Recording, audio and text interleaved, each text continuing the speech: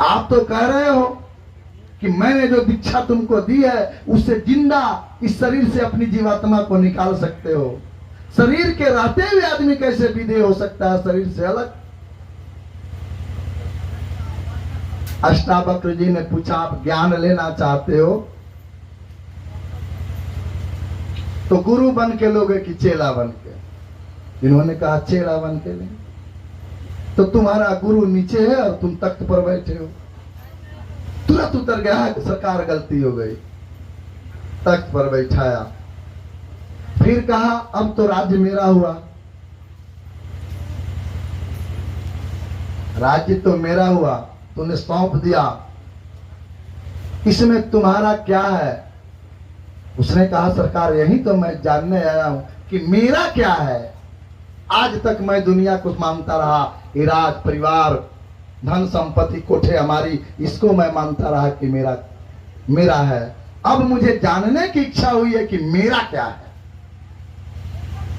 आदमी विदेह कैसे होता, सच्चाई अगर मालूम हो जाए। अष्टावक्र जी ने उनको वह ज्ञान दी, बताया कि तुम्हारा इस संसार में तुम्हारी अपनी आत्मा के सिवा कुछ नहीं है, और यह आत्मा भी जो है वह इस शरीर की नहीं है। तो शरीर है ही नहीं, जो दिख रहा वो शरीर का है। नॉर्मली तेरी आत्मा उस परम पिता परमात्मा की अंश है, और जब तक तू वहां नहीं पहुंचेगा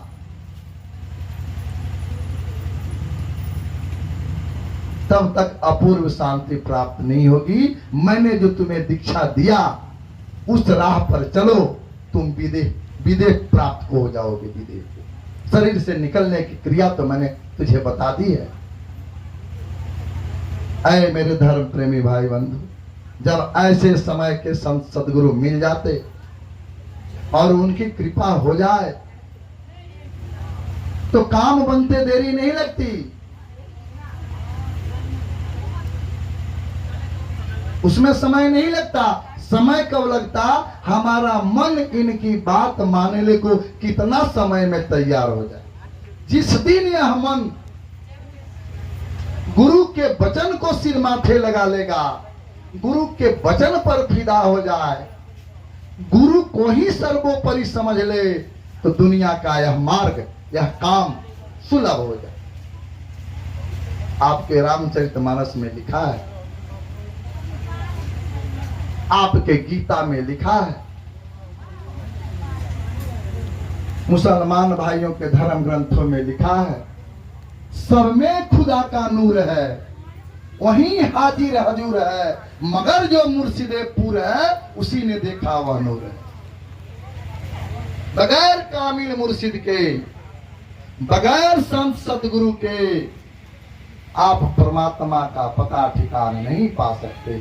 आज तक न किसी ने पाया है, न आगे कोई पाएगा, क्योंकि परमात्मा का पता ठिकाना तो संत महात्मा के पास है।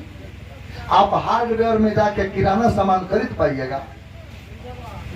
किराना सामान लेना है तो किराने की दुकान पर ही जाना होगा। जहां जाए आप, किसी भी हार्डवेयर में किराना का सामान नहीं मिलेगा।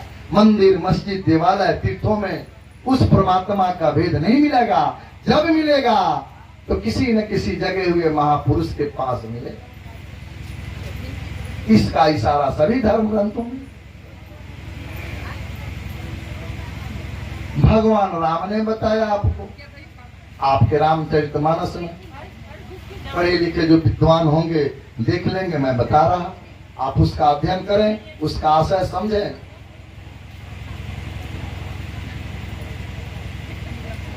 भगवान राम जब लंका विजय के उपरांत आए तो उन्होंने एक बार अयोध्या में आवाज लगाई, ढिढोरा पिटवाया कि सभी लोग एक जगह उपस्थित हों। आज मुझे आदेश मिला है उस मालिक का कि मैं इस जीवन की सच्चाई को सबको सुना दूं। सभी लोग आए। उनके लौकिक गुरु, उनके विद्या गुरु भी वहीं थे।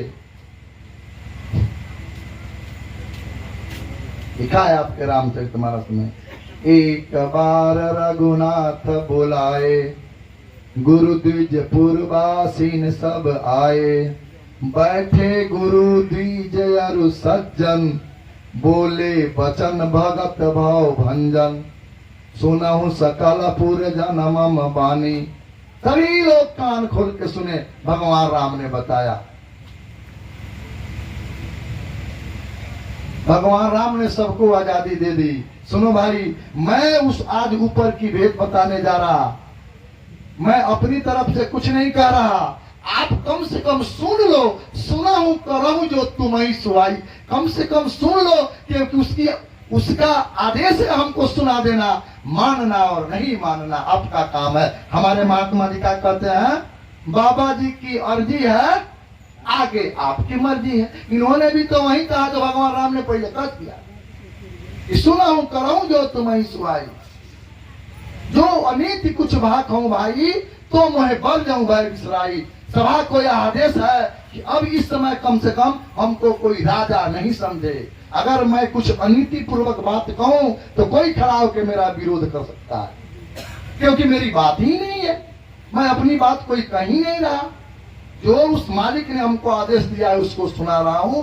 आप लोग कम से कम सुन लो। उसने हमको आदेश दिया सुनाने का, मैं सुना रहा हूं। सुना हूं करहूं जो तुम्हें सुहाई। आपके रामचरित यद्यपि